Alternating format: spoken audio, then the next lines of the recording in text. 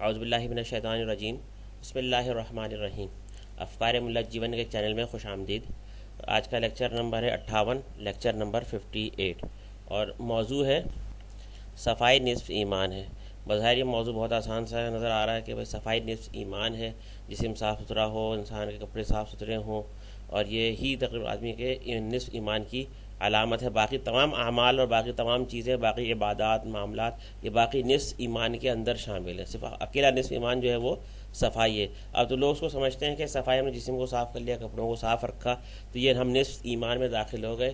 یہ نصف ایمان کا مکمل نہیں ہوا، مکمل اس کو تکمیل نہیں کہی جا سکتی، بلکہ اس کے اندر صفائی کے اندر صرف کپڑے اور جسم کی صفائی تک ہی لوگ محدود ہیں۔ اس سوچ سے باہر نکلنے کی چیز، کیونکہ بنیادی طور پر ہمارا چینل جو ہے وہ کامن سینس کی طرف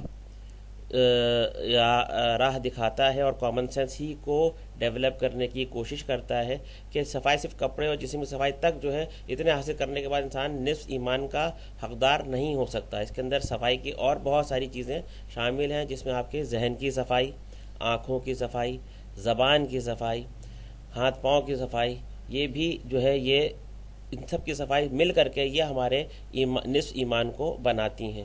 آنکھوں کا صاف ہونا، آنکھوں کو گناہوں سے بچانا، منہ کا صاف ہونا، منہ کی صفائی، منہ کو گناہوں اور اللہ کی نافرمانی سے بچانا، کانوں کی صفائی، کانوں کو اللہ تعالیٰ کی نافرمانی سے بچانا، ہاتھ اور پاؤں کو بھی اللہ تعالیٰ کی نافرمانی سے بچانا، یہ بھی صفائی میں داخل ہے۔ یہ اس طریقے سے یہ تمام اعضاء و جوارح کا بھی مکمل طور پر صاف رہنا، گناہوں سے آلودہ نہ ہونا، یہ بھی اس نصف ایمان کی صفائی میں داخل ہے۔ اس چیز کو سمجھنے اور سوچنے اور فکر کرنے کی ضرورت ہے۔ اور جس طرح جسم کی صفائی اور جسم کے علاج کے لیے ہم جو ہے وہ ڈاکٹروں کے پاس اپنی توجہ کرتے ہیں اور اس کے رجوع کرتے ہیں، اسی طرح اپنی تمام اعضاء و جوارح کی روحانی صفائی کے لیے بھی علاج کرانے کی ضرورت ہے۔ اس سے بغیر ان سب چیزوں سے علاج، ان سب کی صفائی آسان نہیں ہے۔ یہ جب ان سے پوچھ کر ہی یہ تمام منہ کی صفائی، منہ ہمارے اللہ تعالیٰ کی نافرمانی سے پاک رہے، کان ہمارے اللہ تعالیٰ کی نافرمانی سے پاک رہیں، جسم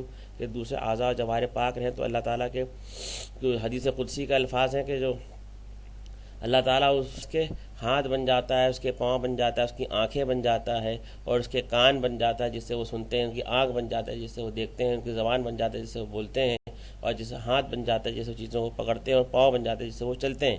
تو یہ سب چیزیں اسی وقت حاصل ہوں گی جب ہم نصف ایمان کے تقاضوں پر عمل کریں گے، تب ہمیں نصف ایمان ہوگا۔ صرف جسم اور ہاتھ پاؤں اور کپڑوں کی صفائی ہی اس ایمان میں شامل نہیں ہے، بلکہ یہ تمام صفائی بھی شامل ہوگی، تب ہم نصف ایمان کے حقدار بن سکتے ہیں۔ اللہ تعالیٰ اس پر ہمیں عمل کرنے کی توفیق عطا فرمائے۔